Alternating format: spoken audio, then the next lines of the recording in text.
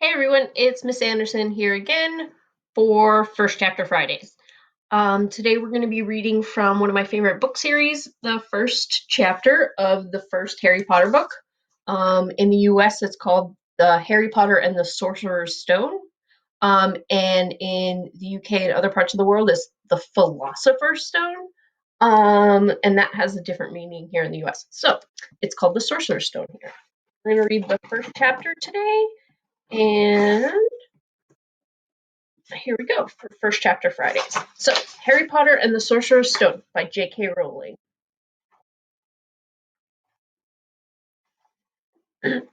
Chapter 1, The Boy Who Lived. Mr. and Mrs. Dursley of number 4 Privet Drive were proud to say they were perfectly normal. Thank you very much. They were the last people you'd expect to be involved in anything strange or mysterious because they just didn't hold with such nonsense. Mr. Dursley was the director of a firm called Grunnings, which made drills. He was a big, beefy man with hardly any neck, although he did have a very large mustache. Mrs. Dursley was thin and blonde and had nearly twice the usual amount of neck, which came in very useful as she spent so much of her time craning it over garden fences, spying on neighbors. The Dursleys had a small son called Dudley, and in their opinion there was no finer boy anywhere. The Dursleys had everything they wanted, but they also had a secret, and their greatest fear was that someone would discover it. They didn't think they could bear it if anyone found out about the Potters. Mrs. Potter was Mrs. Dursley's sister, but they hadn't met for several years. In fact, Mrs. Dursley pretended she didn't have a sister, because her sister and her good-for-nothing husband were as un-Dursleyish as it was possible to be. The Dursleys shuddered to think what the neighbors would say if the Potters arrived in the street. The Dursleys knew that the Potters had a small son, too, but they had never even seen him. This boy was another good reason for keeping the Potters away. They didn't want Dudley mixing with a child like that. When Mr. and Mrs. Dursley woke up on the dull, gray Tuesday our story starts, there was nothing about the cloudy sky outside to suggest that the strange and mysterious things would soon be happening all over the country.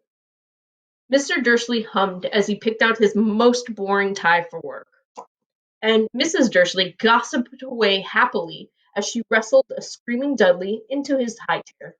None of them noticed a large tawny owl flutter past the window. At 8:30, Mr. Dursley picked up his briefcase, pecked Mrs. Dursley on the cheek, and tried to kiss Dudley goodbye, but missed, because Dudley was now having a tantrum and throwing his cereals at the walls.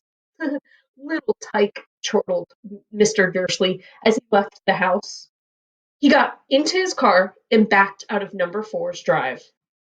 It was on the corner of the street that he noticed the first sign of something peculiar. A cat reading a map.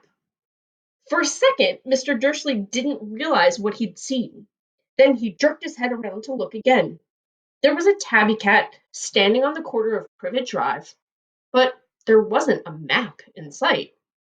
What could he have been thinking of? It must have been a trick of the light. Mr. Dursley blinked and stared at the cat. It stared back. As Mr. Dursley drove around the corner and up the road, he watched the cat in his mirror. It was now reading the sign that said Privet Drive. No, looking at the sign. Cats couldn't read maps or signs. Mr. Dursley gave himself a little shake and put the cat out of his mind. As he drove toward the town, he thought of nothing except a large order of drills he was hoping to get that day. But on the edge of town, drills were driven out of his mind by something else. As he sat in the usual morning traffic jam, he couldn't help noticing that there seemed to be a lot of strangely dressed people about.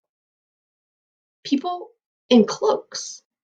Mr. Dursley couldn't bear people who dressed in funny clothes, the get-ups you saw on young people. He supposed this was some new fashion trend. He drummed his fingers on the steering wheel, and his eyes fell on a huddle of these weirdos standing quite close by. They were whispering excitedly together. Mr. Dursley was enraged to see that a couple of them weren't young at all. Why, that man had to be older than he was, and wearing an emerald green cloak? The nerve of him! But then it struck Mr. Dursley that this was probably some silly stunt. These people were obviously collecting for something. Yes, that would be it. The traffic moved on, and a few minutes later Mr. Dursley arrived in the Grummings parking lot, his mind back on drills. Mr. Dursley always sat with his back to the window in his office, on the ninth floor. If he hadn't, he might have found it harder to concentrate on drills that morning. He didn't see the owls swooping past in broad daylight, though people down the street in the street did. They pointed and gazed open mouthed as owl after owl sped overhead. Most of them had never seen an owl, even at nighttime. Mr. Dursley, however, had a perfectly normal, owl-free morning. He yelled at 5 different people. He made several important telephone calls and shouted a bit more. He was in a very good mood until lunchtime, when he thought he'd stretch his legs and walk across the road to buy himself a bun from the bakery. He'd forgotten all about the people in cloaks until he passed a group of them next to the baker's. He eyed them angrily as he passed. He didn't know why, but they made him uneasy. This bunch was whispering excitedly too, and he couldn't see a single collecting tin. It was on his way back past them, clutching a large doughnut in a bag, that he caught a few words of what they were saying. The Potters. That's right. That's what I heard. Yes, their son Harry. Mr. Dursley stopped dead. Fear flooded him. He looked back at the whispers as if he wanted to say something to them, but thought better of it. He dashed back across the road, hurried up to his office, snapped at his secretary to not disturb him, seized his telephone, and had almost finished dialing his home number when he changed his mind. He put the receiver back down and stroked his mustache, thinking, no, he was being stupid.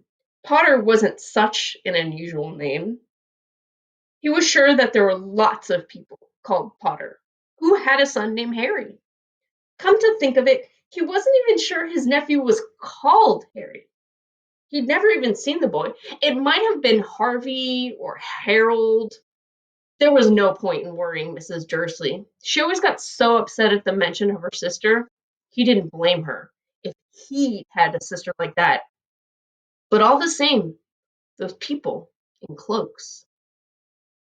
He found it a lot harder to concentrate on drills that afternoon. When he left the building at 5 o'clock, he was still so worried that he walked straight into someone just outside the door.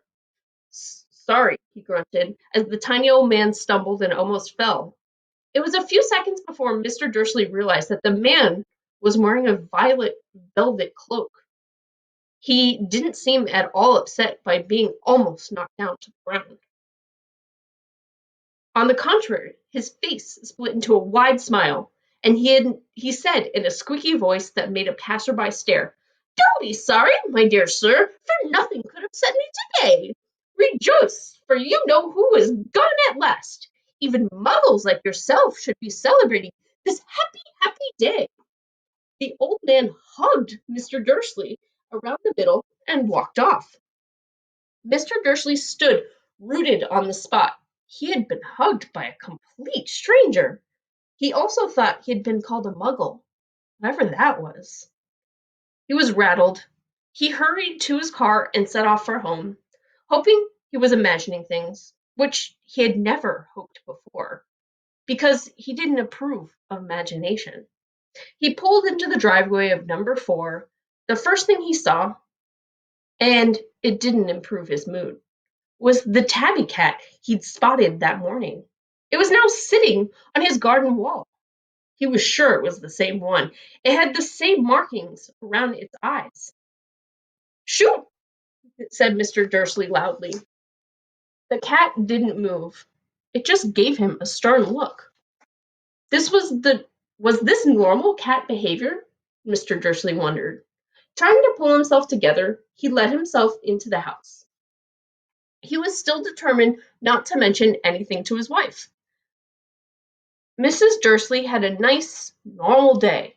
She told him over dinner about how Mrs. Next Door's problems with her daughter and how Dudley had learned a new word, "won't."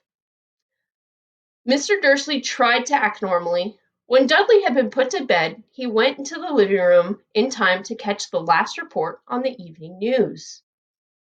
And finally, bird watchers everywhere have reported that the nation's owls have begun acting very unusually today. Although owls normally hunt at night and are hardly ever seen in daylight, there have been hundreds of sightings of these birds flying in every direction since sunrise. Experts are unable to explain why the owls have suddenly changed their sleeping pattern. The Telecaster allowed himself a grin. Most mysterious. And now, over to Jim McGuffin with the weather. Going to be any more showers of owls tonight, Jim? Well, Ted, said the weatherman, I don't know about that, but it's not only the owls that have been acting oddly today. Viewers as far north as Kent, Yorkshire, and Dundee have been phoning in to tell me instead of rain I promised yesterday, they've had a downpour of shooting stars. Perhaps people have been celebrating bonfire night early. And it's not until next week, folks. But I can promise a wet night tonight. Mr. Dursley sat frozen in his armchair. Shooting stars all over Britain. Owls? Flying by daylight? Mysterious people in cloaks all over the place. And a whisper about the Potters. Mrs. Dursley came into the living room carrying 2 cups of tea. It was no good. He'd have to say something to her. He cleared his throat nervously. Petunia, dear, have you heard from your sister lately? Haven't you? As he expected, Mrs. Dursley looked shocked and angry. After all, they normally pretended she didn't have a sister. No, she said sharply. Why? Funny stuff on the news, Mr. Dursley mumbled. Owls, shooting stars, and there was a lot of funny-looking people in town today. So, snapped Mrs. Dursley. Well, I thought maybe it was something to do with, you know, her crowd. Mrs. Dursley sipped her tea through pursed lips. Mr. Dursley wondered whether he dared tell her that he'd heard the name Potter. He decided he didn't dare. Instead, he said, as casually as he could, their son. He'd be about Dudley's age now, wouldn't he? I suppose so, said Mrs. Dursley stiffly. And what's his name again? Howard, isn't it? Harry. Nasty common name, if you ask me. Oh, yes, said Mr. Dursley, his heart sinking horribly. Yes, I quite agree. He didn't say another word on the subject as they went upstairs to bed.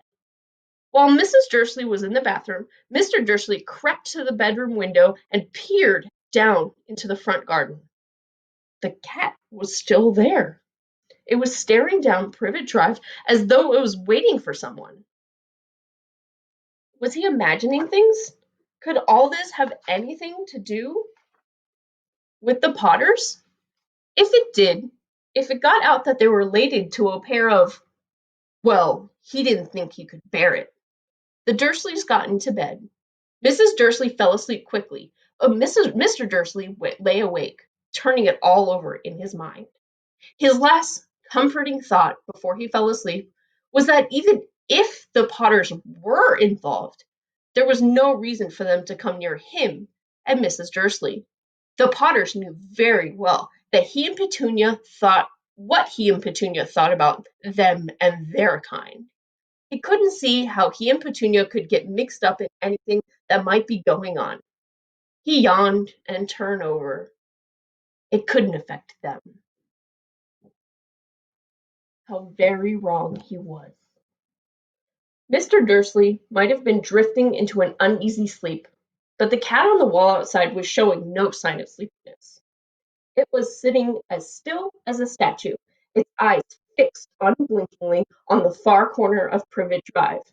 It didn't so much as quiver when a car door slammed in the next street, nor when two owls swooped overhead. In fact, it was nearly midnight before the cat moved at all. A man appeared on the corner the cat had been watching, appeared so suddenly and silently, you'd have thought he'd just popped out of the ground. The cat's tail twitched, and its eyes narrowed. Nothing like this man had ever been seen on Privet Drive. He was tall, thin, and very old, judging by the silver of his hair and beard, which were both long enough to tuck into his belt. He was wearing long robes, a purple cloak that swept the ground, and high-heeled, buckled boots. His blue eyes were light, bright, and sparkling behind half-moon spectacles, and his nose was very long and crooked, as though it had been broken at least twice. This man's name was Albus Dumbledore. Albus Dumbledore didn't seem to realize that he'd just arrived in a street where everything from his name to his boots was unwelcome. He was busy rummaging in his cloak, looking for something, but he did seem to realize he was being watched, because he looked up suddenly at the cat, which was still staring at him from the other end of the street. For some reason, the sight of the cat seemed to amuse him. He chuckled and muttered, "I should have known." He found what he was looking for inside his pocket. It seemed to be a silver cigarette lighter. He flicked it open, held it up in the air, and clicked it. The nearest street lamp went out with a little pop. He clicked it again. The next lamp flickered into darkness. 12 times he clicked the put outer until the only lights left in the whole street were two tiny pinpricks in the distance, which were the eyes of the cat watching him. If anyone looked out of their window now, even beady-eyed Mrs. Dursley, they wouldn't be able to see anything that was happening down on the pavement. Dumbledore slipped the put-outer back into his cloak and set off down the street toward number 4, where he sat down on the wall next to the cat. He didn't look at it, but after a moment he spoke to it. "Fancy seeing you here, Professor McGonagall." He turned to smile at the tabby, but it had gone. Instead, he was smiling at a rather severe-looking woman who was wearing square glasses, exactly the shape of the markings the cat had around its eyes. She too was wearing a cloak, an emerald one. Her black hair was drawn into a tight bun. She looked distinctly ruffled. "How did you know it was me?" she said. "My dear Professor, I've never seen a cat sit so stiffly."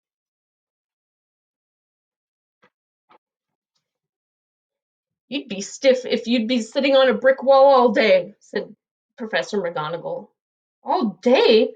When you could have been celebrating? I must have passed a dozen feasts and parties on my way here." Professor McGonagall sniffed angrily. "Oh, yes, everyone's celebrating all right," she said impatiently. "You'd think they'd be a bit more careful. But no, even the Muggles have noticed something's going on. It was on their news." She jerked her head back to the Dursleys' dark living room window. "I heard it. Flocks of owls, shooting stars. Well, they're not completely stupid. They were bound to notice something. Shooting stars down in Kent? I'll bet that was Daedalus Diggle. He never had much sense." "You can't blame them," Dumbledore said gently. "We've had precious little to celebrate for 11 years." "I know that," said Professor McGonagall irritably. "But that's no reason to lose our heads. People are being downright careless, out on the streets in broad daylight, not even dressed in Muggle clothes, swapping rumors." She threw a sharp, sideways glance at Dumbledore here, as though hoping he was going to tell her something but he didn't. So she went on. "A fine thing it would be if you, on this very day, you know who seems to have disappeared at last, the Muggles found out about us." I hope he really has gone. Wait, sorry. A fine thing it would be if on the very day you know who seems to have disappeared at last, the Muggles found out about us all. I suppose he really has gone, Dumbledore? It certainly seems so, said Dumbledore. We have much to be thankful for. Would you care for a lemon drop? A what? A lemon drop. They're kind of a Muggle sweet I'm rather fond of. No, thank you, said Professor McGonagall coldly, as though she didn't think this was the moment for lemon drops. As I say, even if you know who has gone, my dear Professor, surely a sensible person like yourself can call him by his name. All of this you know who nonsense for 11 years, and I've been trying to persuade people to call him by his proper name, Voldemort. Professor McGonagall flinched, but Dumbledore, who was unsticking 2 lemon drops, seemed not to notice. It all gets so confusing if we have to keep saying you know who, but I've never seen any reason to be frightened of saying Voldemort's name. I know you haven't, said Professor McGonagall, sounding half exasperated, half admiring. But you're different. Everyone knows you're the only one you know. Oh, right, Voldemort was frightened of. You flatter me, said Dumbledore calmly. Voldemort had powers I will never have.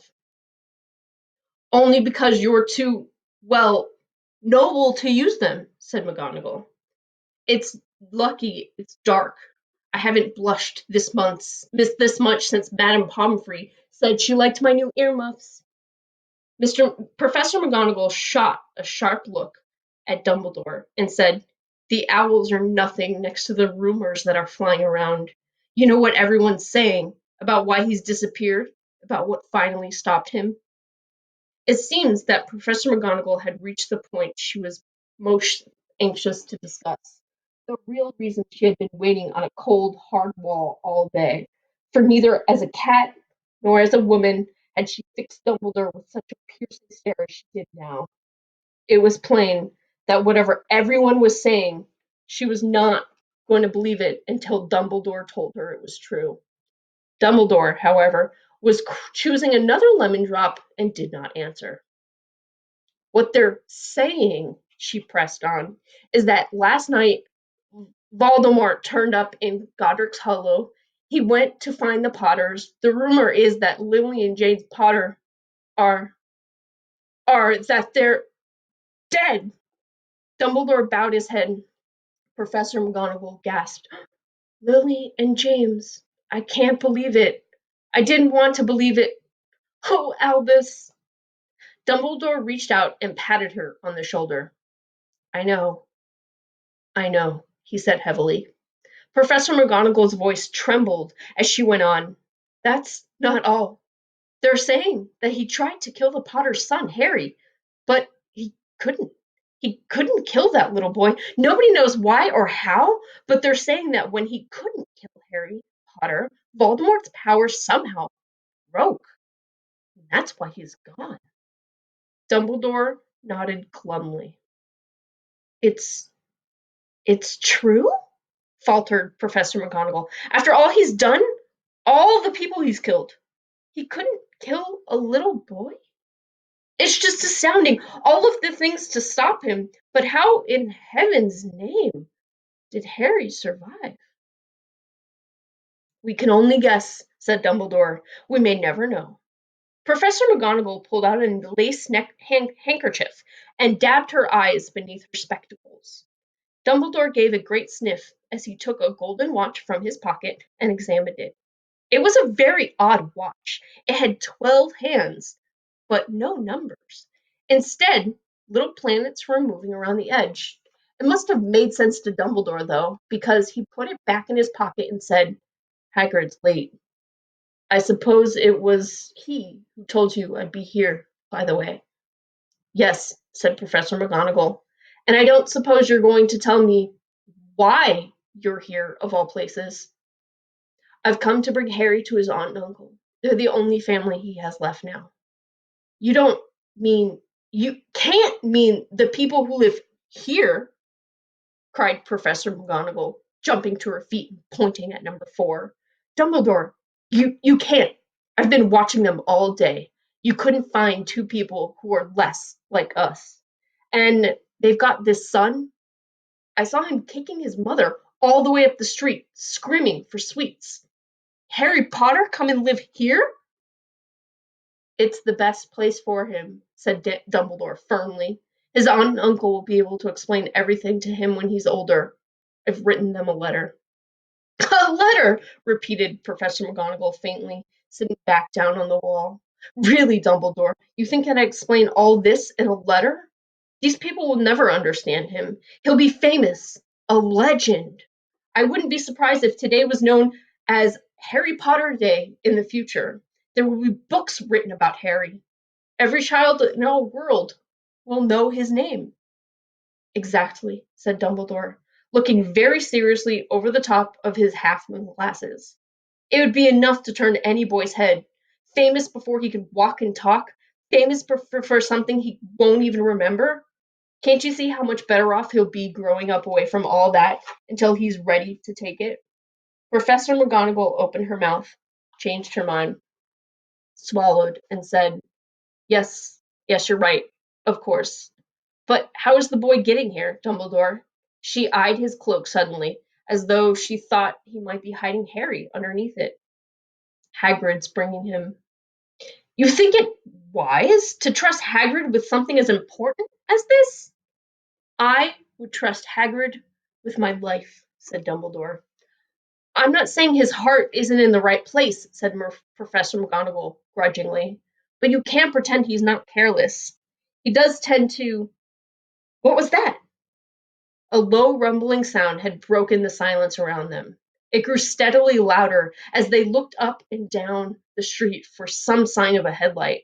It swelled to a roar as they both looked up at the sky. A huge motorcycle fell out of the air and landed on the road in front of them. If the motorcycle was huge, it was nothing to the man sitting astride it. He was almost twice as tall as a normal man and at least 5 times as wide. He looked simply too big to be allowed, and so wild. Long tangles of bushy black hair and beard hid most of his face. He had hands the size of trash can lids. His feet in their leather boots were like baby dolphins. In his vast, muscular arms, he was holding a bundle of blankets. Hagrid, said Dumbledore, sounding relieved. At last. And where did you get that motorcycle? Borrowed it, Professor Dumbledore, sir, said the giant, climbing carefully off the motorcycle as he spoke. Young Sirius Black lent it to me. I've got him, sir. No problems, were there? No, sir. House was almost destroyed, but I got him all out right before the muggles started swarming round. He fell asleep as we was flying over Bristol. Dumbledore and Professor McGonagall bent forward to see the bundle of blankets. Inside, just visible, was a baby boy fast asleep.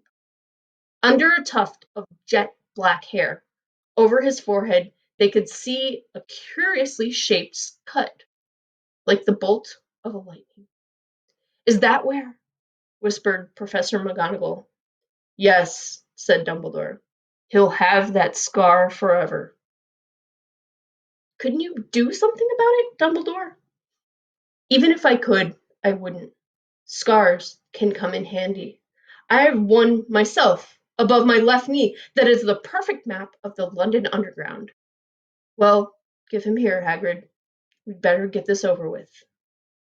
Dumbledore took Harry in his arms and turned towards the Dursleys' house. Could I say goodbye to him, sir? Asked Hagrid. He bent his great shaggy head over Harry and gave him what must have been a very scratchy, whiskery kiss. And then suddenly Hagrid let out a howl like a wounded dog. Shh! Hissed Professor McGonagall. You'll wake the muggles! Sorry, sobbed Hagrid, taking out a large spotted handkerchief and burying his face into it. But I can't stand it. Lily and James dead, and poor little Harry off to live with the muggles. Yes, it's all very sad, but get a grip of yourself, Hagrid, or we'll be found, Professor McGonagall whispered, patting Hagrid gingerly on the arm as Dumbledore stepped over the low garden wall and walked to the front door. He laid Harry gently on the doorstep, took a letter out of his cloak, tucked it inside Harry's blankets, and then came back to the other two. For a full minute, the three of them stood and looked at the little bundle. Hagrid's shoulders shook. Professor McGonagall blinked furiously, and the twinkling light that usually shone from Dumbledore's eyes seemed to have gone out. "Well," said Dumbledore finally, "that's that. We have no business staying here. We may as well go enjoy the celebrations." "Yeah," said Hagrid in a very muffled voice. "I'll be taking Sirius's bike back. Good night, Professor McGonagall. Professor Dumbledore, sir." Wiping his streaming eyes on his jacket sleeve, Hagrid swung himself back onto the motorcycle and kicked the engine into life. With a roar, it rose into the air and off into the night. "I shall see you soon, I expect, Professor McGonagall," said Dumbledore, nodding to her. Professor McGonagall blew her nose in reply. Professor Dumbledore turned and walked back down the street. On the corner he stopped and took out the silver put outer. He clicked it once, and 12 balls of light sped back into the street lamps, so that Privet Drive glowed suddenly orange, and he could make out a tabby cat slinking down the corner of the other end of the street. He could just see the bundle of blankets on the step under number 4. "Good luck, Harry," he murmured. He turned on his heel, and with a swish of his cloak, he was gone. A breeze ruffled the neat hedges of Privet Drive, which lay silent and tidy under the inky sky. The very last place you would expect astonishing things to happen. Harry Potter rolled over inside his blankets without waking up. One small hand closed on the letter beside him, and he slept on, not knowing he was special, not knowing he was famous, not knowing he would be woken in a few hours' time by Mrs. Dursley's scream as she opened the front door to put out the milk bottles, nor that he would have spent the next few weeks being prodded and pinched by his cousin Dudley. He couldn't know that at this very moment, people meeting in secret all over the country were holding up their glasses and saying in hushed voices, "To Harry Potter, the boy who lived." Okay, so that was the first chapter of Harry Potter and the Sorcerer's Stone. I hope you enjoyed it. Keep in tune for next week's first chapter Friday. Stay well, wash your hands.